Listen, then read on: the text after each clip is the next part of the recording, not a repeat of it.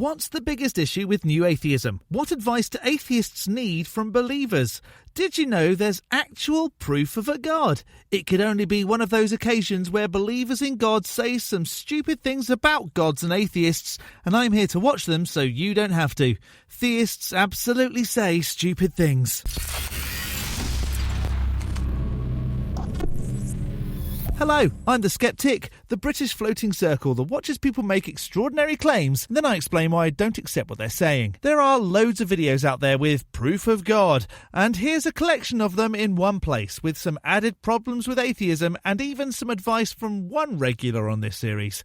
Of course, theists say stupid things, and it's only right to give them a chance, but then point out why what they're saying is a little bit silly. Fight silly with silly. Why not, eh? So before finding out what ridiculousness is being proven, if this isn't your first Skeptic video, hit the like, the subscribe and the bell, and let's see if the algorithm can prove how to suggest more suitable videos. And a super thanks to those that hit super thanks in some recent videos.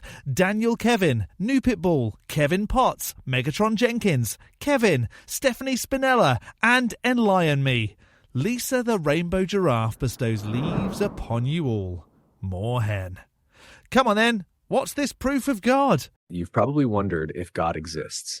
Well, actually, no. Maybe late at night, scrolling through your feed, questioning everything. And here I am, dropping this video into your life, telling you it's not a coincidence. Think about it.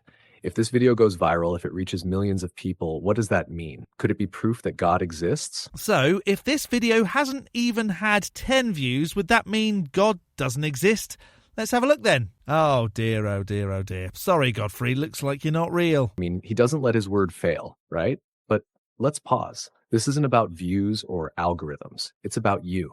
Look, I know it sounds crazy. A video proving God exists? Yeah, right. But here's the thing. If you believe in God, truly believe, your life changes, not in some magical overnight way, but in a real grounding way. Faith gives you hope.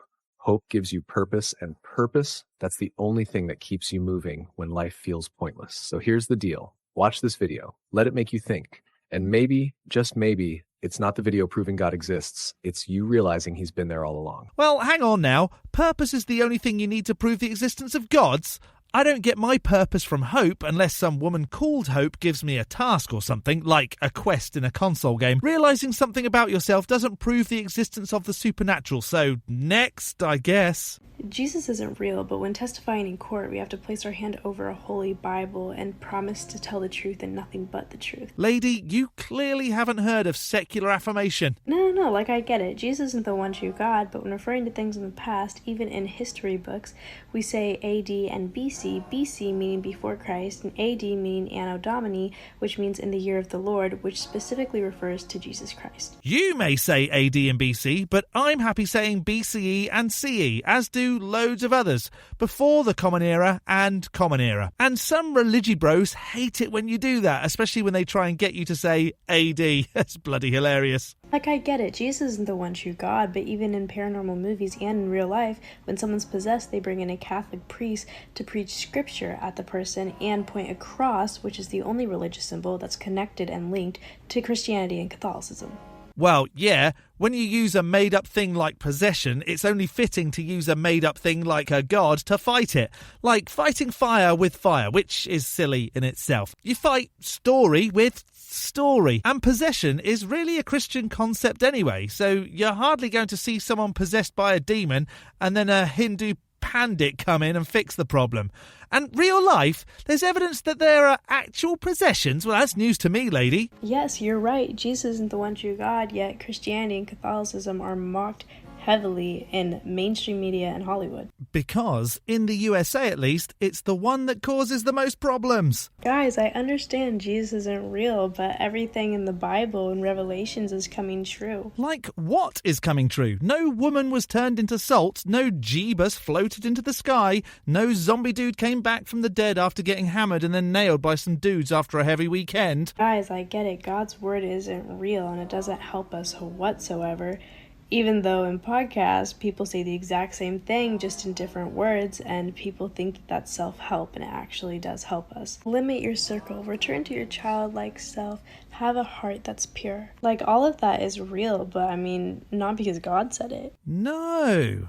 Right, the God was too busy telling you how to own and treat slaves and making sure victims were married by their attackers, and it was creating people perfectly in its own image, but then telling folks that the foreskin was wrong. No, it's because Leo Skeppy said it. Oh no, sorry, it was Joe Rogan. Okay, Jesus isn't real, but why do you get triggered and mad all of a sudden when you even hear his name? How can you get mad at something that's not real? Because dumb folks think it was real and then treat others really terribly when they don't accept it. Jeez, these are easy. Guys, the Bible is man-made, yet it goes against every man's desires. Wait, I finally understand it.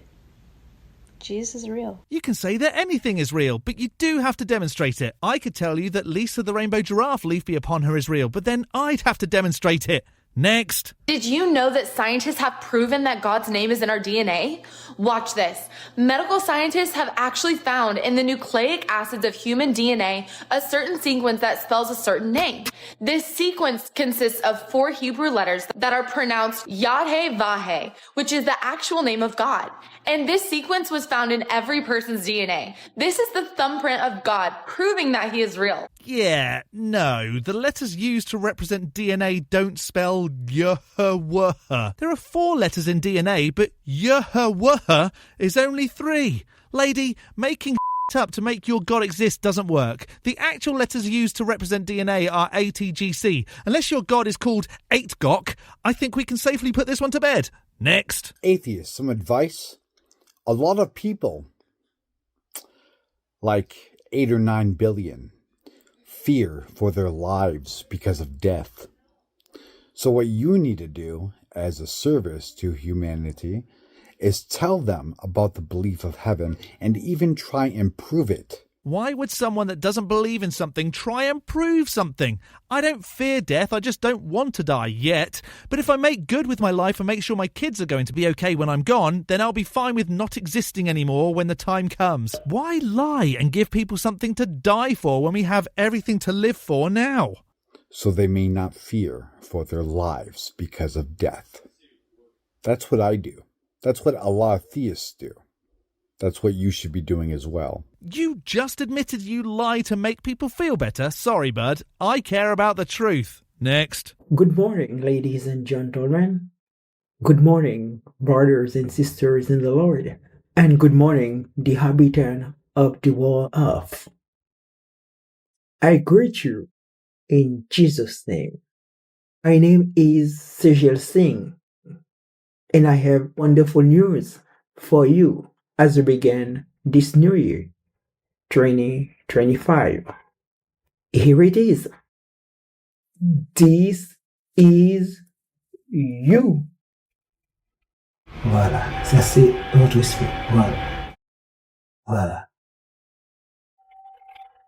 This is a human spirit.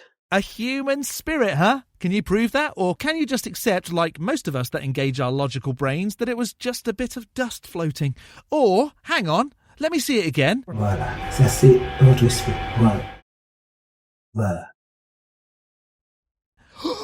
No way! That was a bit of hair from the cosmic rainbow deity Lisa the rainbow giraffe, leaf be upon her. Proof she is real. Please subscribe to my channel and watch my previous videos. I have something extraordinary to share with you. Things that eyes never seen and ears never heard.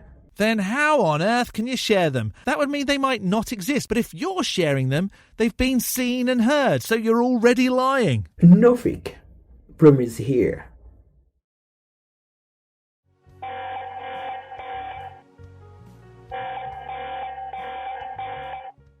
Subscribe and share this message. This is your last chance to receive Jesus Christ. If you find this message important, don't hesitate to act now to receive Jesus Christ. May the Lord bless you. You just have to subscribe to receive Jesus? Is that where he's been hiding for the past couple of 1,000 years? And he will finally come out when you get enough subscribers? Or are you just saving dust to blow on people and claiming that as Jesus?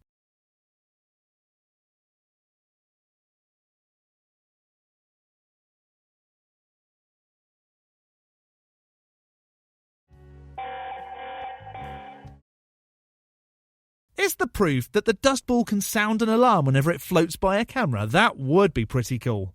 But still not proof of any gods or Jesuses. Next. Have you ever noticed? We crave what we cannot have, the forbidden fruit effect. It's hardwired into us. Remember that toy you weren't allowed? It became the most desirable. This psychological phenomenon reveals something deep within us. Think about societal rules. Many are rooted in restricting certain behaviors. These restrictions often make those behaviors more tempting. The forbidden holds a strange power over our minds. Why is that? Is it simply rebellion? Perhaps it's more profound. The forbidden often represents the unknown. It beckons us with the allure of discovery. This yearning for the unknown, for something more, might point to a deeper truth. Could it be the echo of a divine call? Okay, I'm kind of with you so far, but when you don't have an answer to something, when did it become wrong to say, I don't know? Lots of folks still do, I don't know, so it must be a god. Psychologists call this the reactance theory. When our freedom is limited, we desire it even more. The forbidden becomes a challenge to our autonomy. We are wired to resist control. Scarcity plays a role too. Limited availability increases desirability. That's why limited edition items are so enticing. This principle extends to knowledge, experiences, even love. Consider the story of Adam and Eve. The forbidden fruit was the only restriction in paradise. This scarcity, this singling out, amplified its allure. I don't know if it's paradise if there are rules, right? Whose paradise is it if you're being bossed around by someone with all these rules? They succumbed, seeking knowledge and perhaps a connection with the divine. Their transgression had consequences, shaping humanity's fate. This tale, regardless of literal interpretation, speaks to the power of the forbidden. It highlights our inherent desire to transcend boundaries, to seek something greater than ourselves. Greater than ourselves? What, like the universe, which is pretty great? This yearning for the forbidden, for something more, could be interpreted as a yearning for the divine. We are drawn to mystery, to the unknown, to that which lies beyond our immediate grasp. Think about religious experiences. They often involve transcending the mundane, seeking a connection with something greater. Or at least thinking you do, but without being able to demonstrate it. The rituals, the prayers, the sacrifices, all point to a desire for something beyond ourselves. This desire is not limited to formal religion. It manifests in our search for meaning, for purpose, for love. We crave connection, a sense of belonging to something larger than ourselves. Have you seen the size of the earth? This innate longing, this constant search for something more, could be seen as evidence of God's existence. It's as if we were created with a God-shaped hole in our hearts, a void only He can fill. A literal gap for a god. I'm sure there's a fallacy or something that references that. The forbidden fruit effect, then, becomes a testament to our divine design. The next time you find yourself drawn to the forbidden, pause and reflect. What is it about this forbidden thing that attracts you? Is it simply rebellion, or is there a deeper yearning at play? Perhaps it's a desire for knowledge, for experience, for a connection with something greater than yourself. Could this be the divine spark within you, guiding you towards its source? Why do you feel so bad about yourself that you need something to be greater than you? A bit of self-belief, AI voice, and you'll be fine. By understanding the forbidden fruit effect, we gain insight into our own psychology and the nature of our existence. We begin to see the fingerprints of the divine in our everyday life. That's not a fingerprint. That's Blossom. AI really is getting dumber. If the believers are going to continue saying AD, can it start standing for artificial dumb? The forbidden, therefore, becomes a signpost, pointing us towards the divine. It's a reminder that we are more than just physical beings. We are spiritual beings, hardwired to seek connection with our Creator. The question is, will we heed the call? No, because without actual proof of the thing that you think is heeding, why would you bother heeding? That was very stupid. Next. You know the meme that's like the template of the meme? It's like a bus and then a train like bowling through it. You know the one I'm talking about? I remember Rogan sent me once. I think it might be the best meme I've ever seen. But it was like the train that's going along and then it gets derailed by the bus plowing through or whatever. And the train going along said, if we can just get rid of religion, then superstition will vanish and rational thought will be what governs human beings. And then the thing bursting through just said pregnant men. And I was like, yo, that sums it up. That sums it up all right there. Like just the perfect meme. And that's exactly right. And look, this was explicitly what the new atheists, the Sam Harris and Christopher Hitchens and that whole group, what they said was that the problem with religion is that it's all based on superstition and you can't logically prove it. And it's just taken on articles of faith. So it's not? Well, let's hear it then, Dave. I can't wait to hear how religion and God belief doesn't require faith. And if we could remove that, then we could deal in like a rational society where people came to and like, look, we could get into the arguments. Like I actually think a lot of the atheists kind of overplay their hands, and it's not as strong of an argument that they think they have. But regardless, even if you grant them that, like let's just say the Bible is all superstitious or something like that. And well, no, the Bible exists. It just doesn't mean that what's written inside it is true. And we can't. It is certainly true that a relationship with God requires faith. It's not something that I can objectively, logically prove to you the same way that I can objectively prove that, you know, I physically exist and am here in this room. However, even if you accept the atheist framework, the real flaw in atheism is that it doesn't exist. People not being convinced of gods isn't real? Why do believers have to constantly tell others what they do and don't think, even within their own? You should believe X, you have to do Y. Atheists aren't real and do believe in gods. It's not real. And maybe it could be for an individual, but it certainly can't scale. This is just demonstrably true. You can prove this empirically. And if you look at the most... It's like, look at college campuses, say liberal college campuses. It's the most atheistic place you could find. I mean, nobody is a devout, you know, I mean, okay, there might be a few Christians there, but by and large, nobody is a believer. It is permeated by atheists. Who don't exist, or wait, they do exist, but they're all alone, and a college campus full of these folks doesn't exist. I think I got that right. And then look at wokeism, and you go, oh, that's just another religion. Another religion? But then, wouldn't that make your religion equally as silly, at least in your eyes, because suddenly a religion isn't correct? Though I see nothing wrong with having your eyes open. It's just another, it's the same exact thing. Articles of faith, blasphemy, holy texts, all the characterization, all the characteristics of a religion they have, except it's not a religion with thousands of years of stability behind it that's built advanced civilizations. It's a brand new religion. So now, the longer a religion has been going, the more true it is? Sorry, Christians, it's Hinduism or nothing. That has no possibility of building civilization because all it does is tear everything down. And it's real easy, you know, to come in and point to things that are oppressive and say, I want to tear them down, because almost all of existence is oppressive. And so you could certainly make a case for, like, marriage. Have there been marriages that are oppressive? Sure, no question. So let's get rid of marriage, you know? Well, that's dumb. There are plenty of marriages. Get rid of the people that are oppressing. Teach them how to not be jerks. Churches. Have there been churches that are oppressive? Sure. So let's get rid of churches. Let's tear all this stuff down without having an ounce of humility and thinking to yourself that, like, oh, maybe there was a purpose for these institutions. Well, yeah. To oppress. Maybe we're not just tearing down oppression, we're also tearing down the building blocks of civilization. That might not be a great idea, and there seems to be no interest in even thinking about that. That depends. Who came first, civilization or church? And so that, like, I completely agree with you. I mean, it's like we ran this experiment in secular atheism to see what it would lead to, and it's disaster everywhere. And a lot, particularly of young people, are waking up to that and going, oh, yeah, maybe we need to re-examine this whole thing. I thought you had a problem with atheism. You just explained why it's all good, but whatever. I think I should stop doing these. It's just such a disappointment when there's zero proof of gods, despite being told that as an atheist I'm stupid for not believing what is very obvious, or that the evidence is so obvious because, DNA spells God. More stupidity in one place for you to either agree or disagree with. If you are convinced by any of this, do let me know in the section below. I'm going to skeptic this as more dumb dealt with. A big thank you to this month's top level ticks on Patreon: Dark Ether Piao, Tamo, The Barely Bearable Atheist, George, Godless Granny, Addy Rocker, The Enixes, Jakari, Elizabeth, Whiskey Tech Fred and Rick, as well as all the $3 base ticks. You can become a supporter on Patreon too at patreon.com/theskeptic. The link is in the description, along with links to all my other socials. Don't forget forget to hit the like button and subscribe if you haven't already. From me, the Skeptic, stay safe, keep thinking logically, and ask questions. Skepticism is the first step towards truth. See you next Saturday.